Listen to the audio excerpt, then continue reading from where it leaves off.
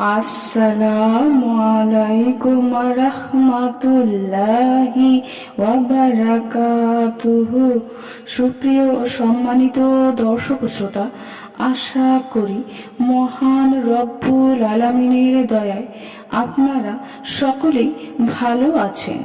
সুপ্রিয় সম্মানিত দর্শক শ্রোতা, আপনার কি এমন একটা সময় এসে পড়েছে যখন আপনি নিজেকে সম্পূর্ণ একা এবং ভেঙে পড়া মনে করছেন?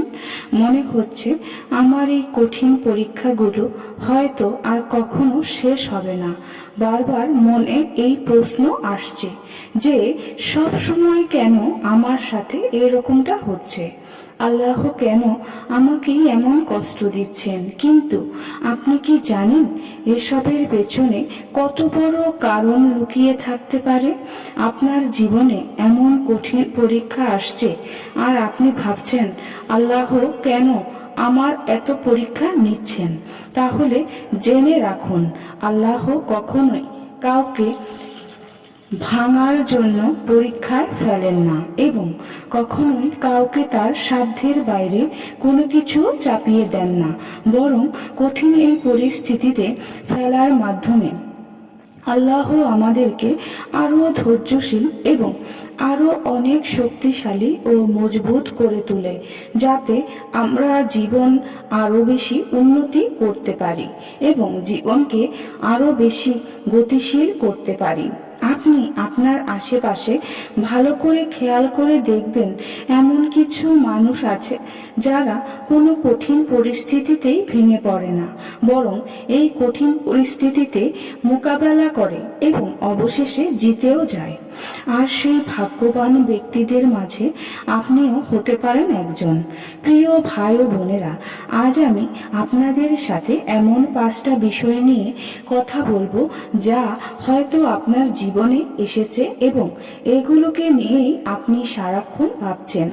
এই 5টি বিষয় শোনার পর জীবনে যত কঠিন পরিস্থিতি আসুক না কেন, সব ফেলে আপনাকে সামনে এগিয়ে যেতে সাহায্য করবে ইনশাআল্লাহ। নাম্বার 1, যদি জীবন আপনাকে বারবার ভাঙে তাহলে মনে রাখুন, নিঃসন্দেহে আপনি শক্তিশালী হয়ে উঠেছেন। জীবনের প্রতিটা ভাঙন আপনাকে নতুন করে গড়তে শেখাচ্ছে আপনার অজান্তেই। সুতরাং আল্লাহর উপর ভরসা রেখে চোখ মুখ বুঝে পরিস্থিতি সহ্য করতে থাকুন। ভালো সময় খুব সন্নিকটে ইনশাআল্লাহ। নম্বর 2, কেউ বিশ্বাস ভাঙলে তার যন্ত্রণা যে কত কঠিন এবং গভীর এবং কষ্টদায়ক তা আমরা হয়তো অনেকেই জানি। বিশেষ করে আমরা যাদেরকে সবচাইতে আপন ভাবি, যাদের উপর সবচেয়ে বেশি ভরসা করি, তাদের কাছ থেকে যখন বিশ্বাসঘাতকতার শিকার হই তখন আমরা ভেতর থেকে ভেঙে যাই। কিন্তু আপনি কি জানেন এমন পরীক্ষা আপনার আমার জীবনে কেন আসে? হয়তো এর মাধ্যমে আল্লাহ আপনাকে বার্তা পাঠাতে চাইছেন। হয়তো এই বিশ্বাসঘাতক মানুষটা আপনার জন্য কল্যাণকর ছিলই না। আমাদের প্রিয় নবী হযরত মুহাম্মদ সাল্লাল্লাহু আলাইহি ওয়াসাল্লামও এমন পরীক্ষার মুখোমুখি হয়েছেন। তার সাথে অনেক কাছের মানুষের বিশ্বাসঘাতকতা করেছিল, কিন্তু তার বিনিময়ে নবী করিম সাল্লাল্লাহু আলাইহি ওয়াসাল্লাম আমাদেরকে শিখিয়েছেন ধৈর্যের শিক্ষা। তিনি কখনোই প্রতিশোধ পরায়ণ হননি, বরং তিনি সবকিছু আল্লাহর উপর ছেড়ে দিয়েছেন এবং বলেছেন, যারা আল্লাহকে ভয় করে আল্লাহ তাদের জন্য পথ বের করে দেন এবং এমন জায়গা থেকে রিজিকের ব্যবস্থা করে দেন যা মানুষ কল্পনাও করতে পারে না। সহিহ মুসলিম। নবী সাল্লাল্লাহু আলাইহি ওয়াসাল্লামের এই বাণী এবং এই আচরণ আমাদেরকে শেখায় যে দুনিয়াতে ন্যায় বিচার না পেলেও আল্লাহর ন্যায় বিচার সবসময় কাছেই আছে। এই পরীক্ষার মাধ্যমে হয়তো আল্লাহ আপনাকে বার্তা দিতে চাইছেন তার উপর ভরসা করার। মানুষ আপনাকে ধোঁকা দিলেও মনে রাখবেন, আল্লাহ কখনোই তার বান্দাদেরকে একা ছেড়ে দেননি। তিনি আছেন, তিনি অবশ্যই আছেন। নাম্বার 3, আমাদের জীবনে এমন কিছু সময় আসে যখন আমরা নিজেদেরকে খুবই একা অনুভব করি। মনে হয় চারিপাশ পুরোপুরি অন্ধকার হয়ে গেছে। জীবনে বুঝি আশার আলোর ছিটা ফোটাও কোথাও নেই। চারিপাশে এত মানুষের ভিড়েও নিজেকে সম্পূর্ণ একা মনে হয়। সব সময় মনে হয় নিজেকে হারিয়ে খুঁজে চলেছি। কিন্তু আপনি কি জানেন, এই একাকিত্ব আল্লাহর দেওয়া অনেক বড় এক নিয়ামত। আল্লাহ আমাদেরকে এই একাকিত্বের পরীক্ষায় ফেলেন, যাতে করে আমরা তার আরো কাছাকাছি চলে যেতে পারি। হযরত ইউসুফ আলাইহিসসালামকে অন্ধকার কূপে ফেলা দেওয়া হয়েছিল। পরবর্তীতে তিনি কারাগারে বন্দী হন, পরিবার থেকেও দূরে থাকতে হয়। কিন্তু তার এই একাকিত্বটা সবচেয়ে বড় একটা সুযোগ ছিল আল্লাহর সবচেয়ে কাছে যাওয়ার। তার এই একাকিত্বের সময়টায় তিনি একান্তে আল্লাহর সাথে কথা বলতেন, আল্লাহর ইবাদতে মশগুল থাকতেন।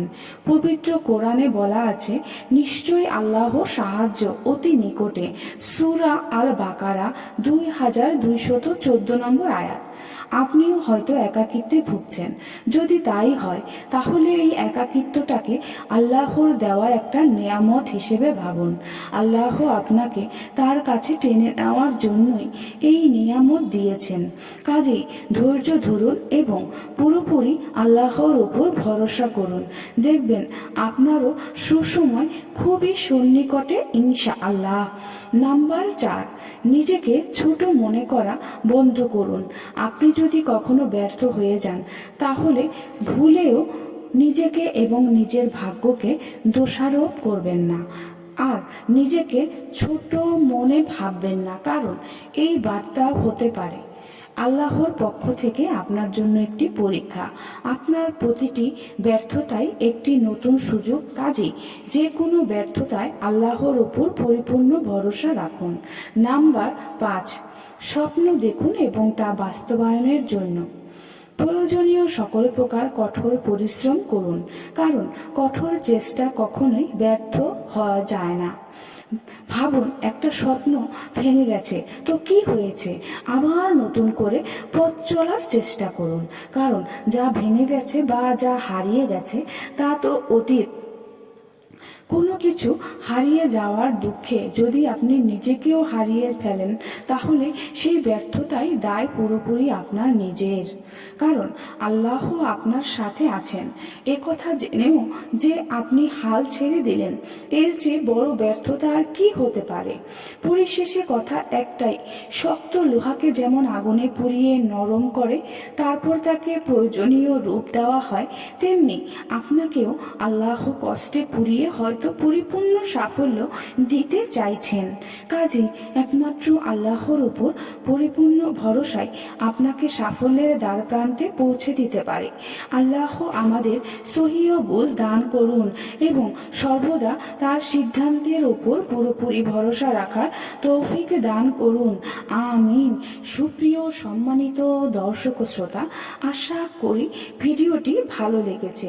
ভিডিওটি যদি ভালো লেগে থাকে, অবশ্যই চ্যানেলটি সাবস্ক্রাইব করবেন, লাইক করবেন, কমেন্ট করবেন এবং বেশি বেশি শেয়ার করে দিবেন। সবাই ভালো থাকবেন। আল্লাহ হাফেজ।